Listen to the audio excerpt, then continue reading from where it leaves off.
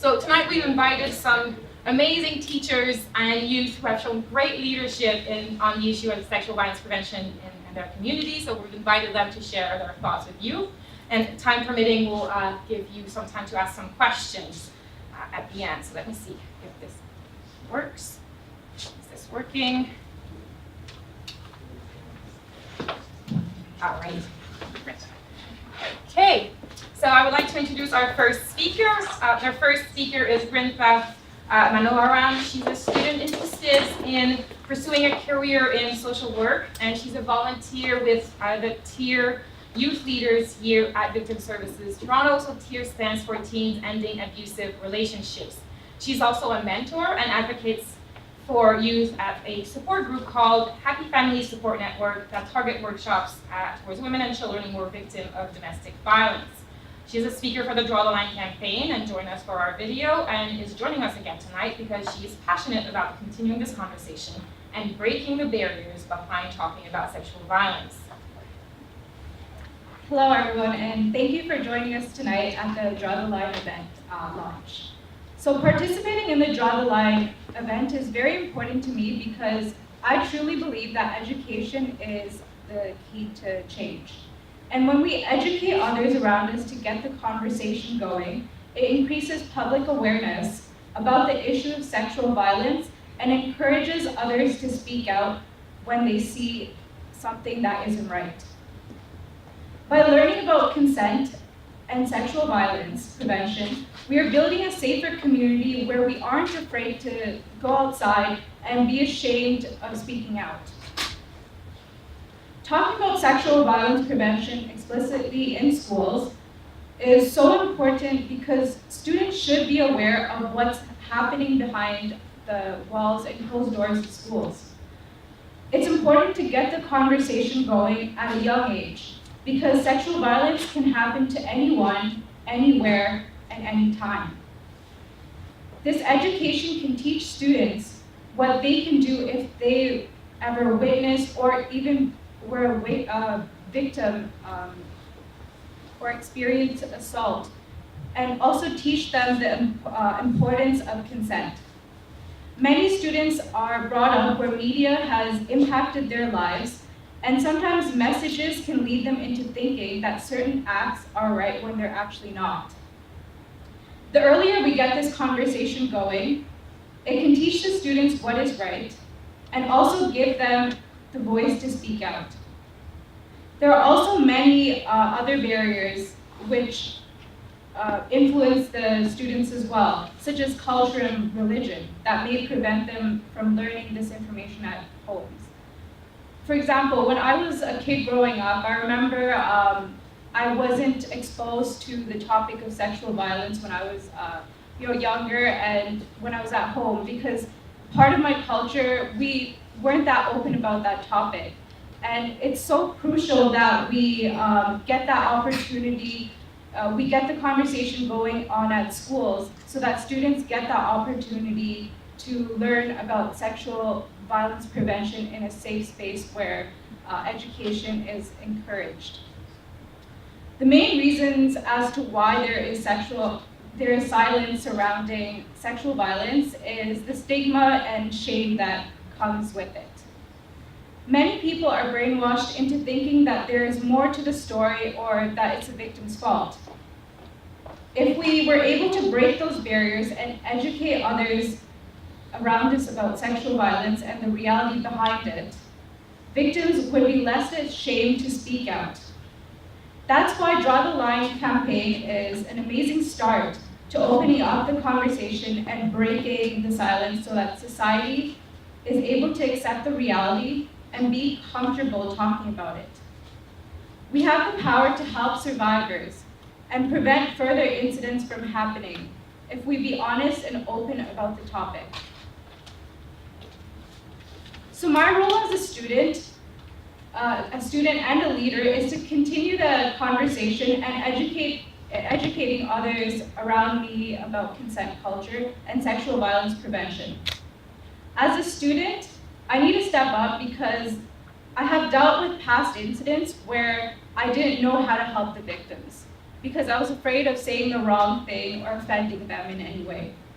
By educating myself and being a part of the Draw the Line campaign, I get the opportunity to learn about sexual violence prevention and educate my peers with the information I have. We have the power to break the culture of silence by continuing the conversation and challenging the barriers that surround the topic of sexual violence and prevention.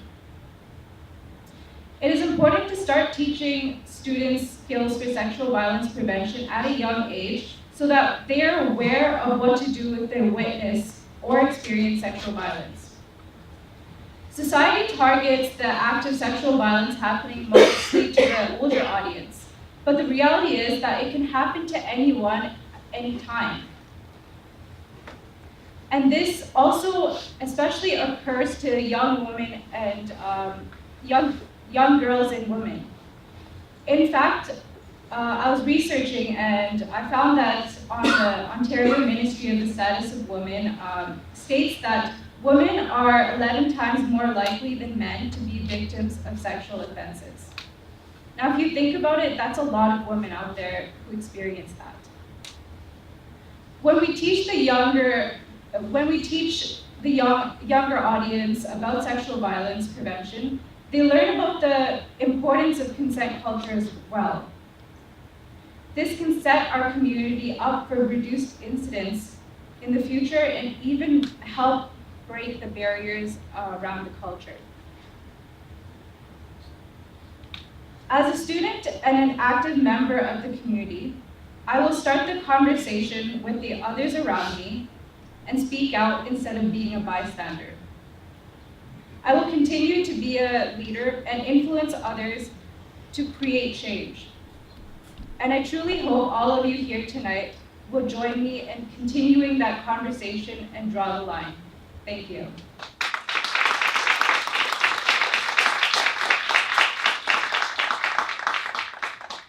Thank you, Brintha. It is now my pleasure to introduce Grace Guillaume, who is a senior student right here at Jarvis Collegiate Institute. She was first introduced to the White Ribbon Campaign and the Draw the Line campaigns in her school in grade 9 through, and I quote her, an amazing presentation that hugely impacted my life. These are her words. This experience played a large role in empowering her to join the Teens Ending Abusive Relationships program at Youth Services Toronto. And a few years later, Grace and the tier youth leaders are collaborating with us at White Ribbon, particularly with regards to their weekly Twitter chats called Tier Talks that take place Thursday nights. If you're interested to join in, it's really interesting. And Grace also was a speaker for us for our youth leaders video this past summer, and she shared her insights about the Draw the Line campaign and the need to keep talking about sexual violence prevention in schools. So this campaign is really important to me because the Draw the Line campaign recognizes not only that the majority of those affected by sexual violence are women, but also that the majority of perpetrators are men. And this is something that is often not confronted by the media and by popular culture. Sexual violence has been cornered as an issue that women deal with, and therefore an issue that women have to solve. This approach is toxic to our society. Draw the Line reminds us that sexual violence is everyone's issue. It is a community problem, and therefore it takes a community to put a stop to it. Everyone plays a role, the perpetrator and the bystander. I've seen the effects of sexual violence firsthand for those that are very close to it. And I've seen it being perpetrated within schools, and this needs to stop. As I previously mentioned, sexual violence is a community problem, and therefore it takes the entire community to solve it and put a stop to it. What better place to have a positive influence than in our school systems? Schools are where a young person spends most of their life and has a large influence on how a child grows. I remember especially in middle school, even though students would experience sexual violence, no educators would talk about it. During our lesson in sexual education, consent was not a part of the conversation. This lack of education and conversation on sexual consent and respect brings students to look to other sources for influence, such as movies, the latest song, porn, or other media outlets. And many of these outlets project misogyny, unhealthy power dynamics, and unhealthy masculinity, which in turn contributes to the prevalence of sexual violence. It is at a young age that students learn things such as hypermasculinity, gender stereotypes, and they learn to create lines between genders that are detrimental to them later on. It's things like these that contribute to a culture where women aren't as valued and respected. By educating students at a younger age, we are able to break the silence surrounding sexual violence. This culture of silence needs to be broken, because that's truly the only way to work towards preventing it. Not speaking up about this violence is what allows it to proceed, and is what has led to victims feeling silenced and not reporting, and perpetrators believing that no one will know or care. If we as a community care about this issue, we need to talk about it.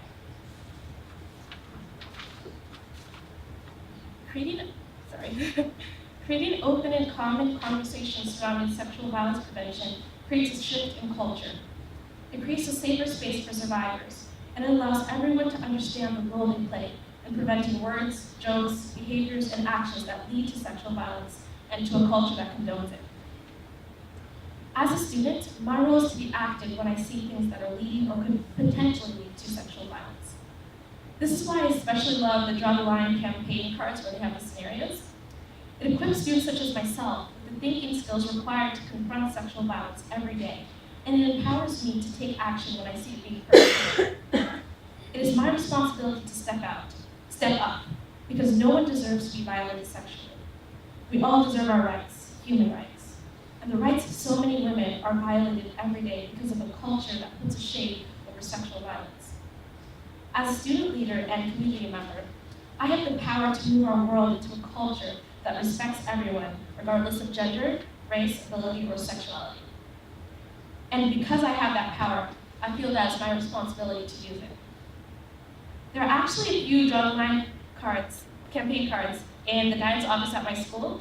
And when I'm there, I often take them and have conversations with my friends, teachers, or whoever is around about the statement or question that is on the card and its connotations. Also, and Ronnie mentioned this, when I was in 9th grade, a representative from White Ribbon, Women's College Hospital, and another organization came to my school for a presentation and panel discussion about sexual violence, and it was open to other schools and the community. What I learned there drove me to continue the conversation with those around me and to join initiatives that work to prevent sexual violence. So some things that students here, if there's any students here, can do to help their school community prevent sexual violence are to have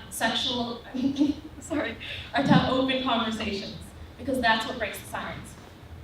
Also, contact White Ribbon and have a representative come to your school for a presentation or workshop, because that's very impactful. That was very impactful for me.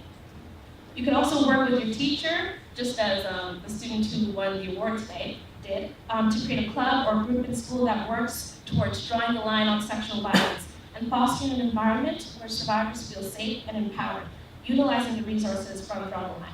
You can host conversation circles, put up posters, fundraise, and plan events.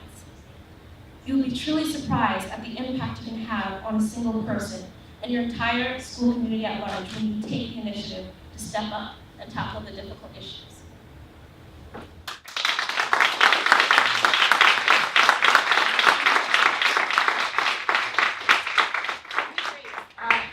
So Rowan Robinson, our next speaker. Rowan is a husband, father, son, brother, and elementary school educator with the Toronto District School Board.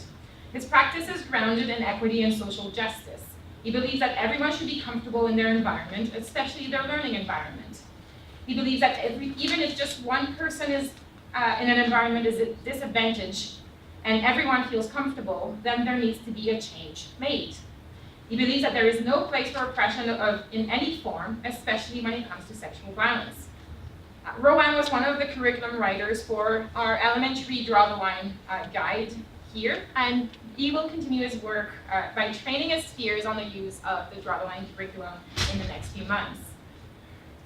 Okay, thank you, Veronique, and good evening, everyone. I think you might need to put the microphone a bit Okay, closer. yep. Yeah. Okay, so, when I was invited to join the writing team for this curriculum document, I went in and all we got was the cards and some statistics. So I was saying to myself, what am I going to do with this? I don't know what to do, right? So I went home and I spoke to my wife, who has a background in women's studies.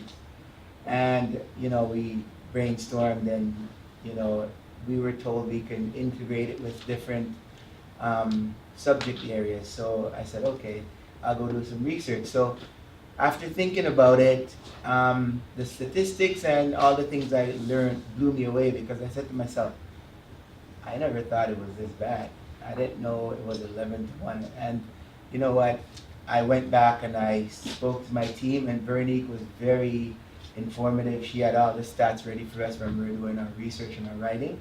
So I went back and I also reflected on my practice with my class, and I realized that some things that we took for granted with the children in our schools were not okay.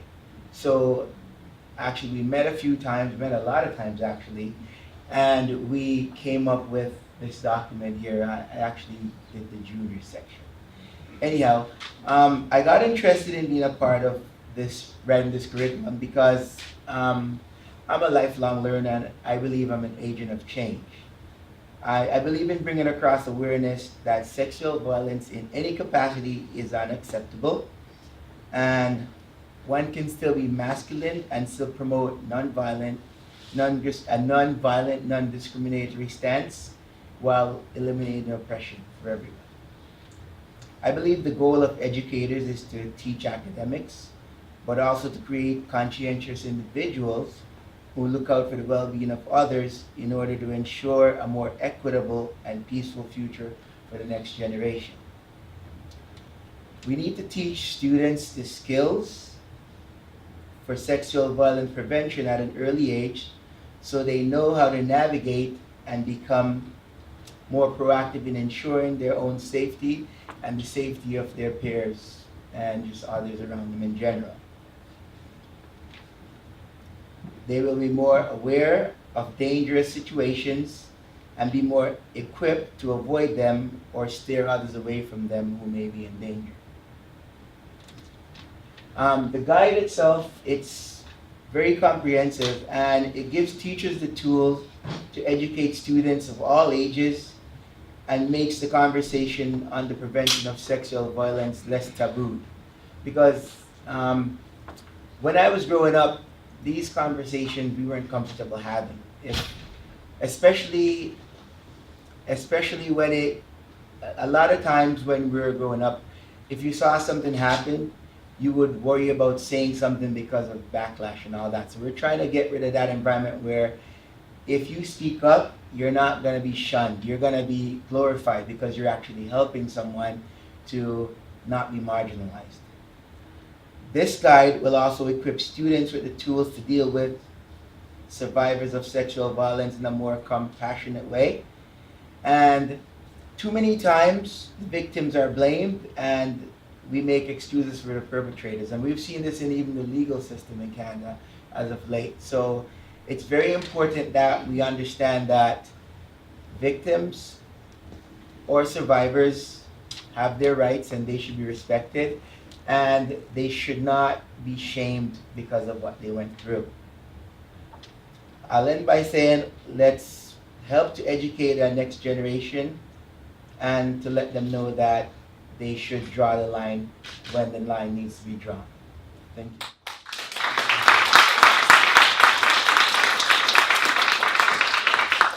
So our final speaker on the panel is Leanna Williams, who is Kenneth's teacher. Leanna has been teaching for 23 years in primarily in health and physical education and special education at Milliken High Schools in Markham. She has been a champion for healthy schools for about 10 years and feels very connected to her school community. She is involved in her community beyond the walls of her classroom and engages in sport and healthy initiatives with her staff and students at school. Leanna and some of her students participated in OFIA's sexual violence prevention training in November 2016, and she has implemented a sexual violence prevention action plan in her school following that training. Thank you, Ronnie. I'd first like to say thank you to Ophia and Sarah Christie, who's in the back there, for introducing my school to this amazing campaign, because it really gave our school a voice and a starting place. Back in the fall of 2016, our school got involved in the Messenger campaign, which made a couple of student leaders, Kenneth included, and one other student leader, made them more aware and educated, gave them the tools to educate their peers at our school community. And it was during that conference, it also made me reflect on my own teaching practice and with the workings with Healthy Schools, because most often Healthy Schools tends to focus on mental health and well-being and physical activity for the entire community. But often anti-violence or sexual prevention is ignored, or maybe silenced but not intentionally silenced.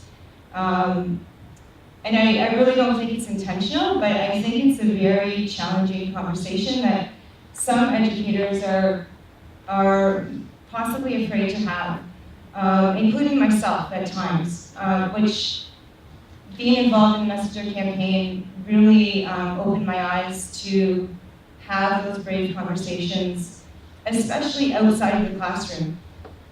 It's walking through the hallways and, like Kenneth said, listening to peer conversations, and it's in those moments and in those communities that things need to change.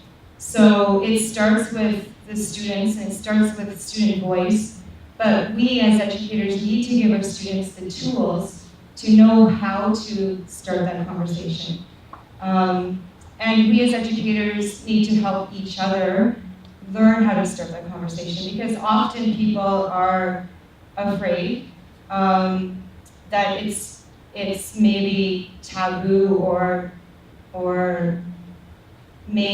certain people may take offense, but if these things are silenced, then we don't make any gains. So it's really, really important that we continue to do the hard work, and especially with student voice. If students can share their voice with their peers, with their teachers, and feel comfortable in the environment, and feel inclusive and heard, it's that starting place that allows us to learn together and build and foster healthy communities.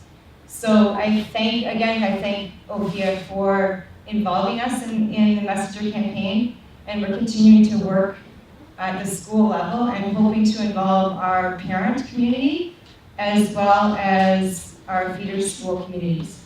We're trying to involve grade 7s and 8s because, like our panelist mentioned, it's very important to start at a young age.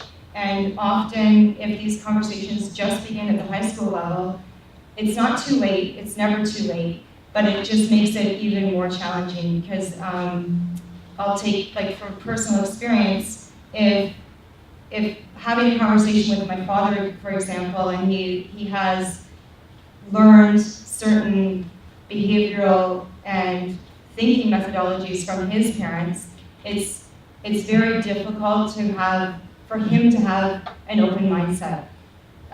It doesn't mean that I don't continue to have conversations with my father about such topics, but it's much more challenging.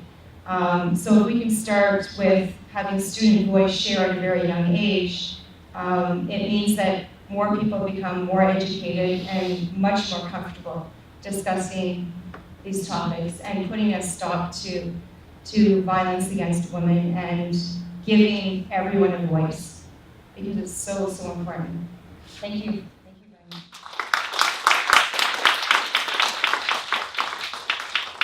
We're running a little low on time, so I'll invite you to congratulate and thank our panelists. And if you have any follow-up questions, please liaise with them in person.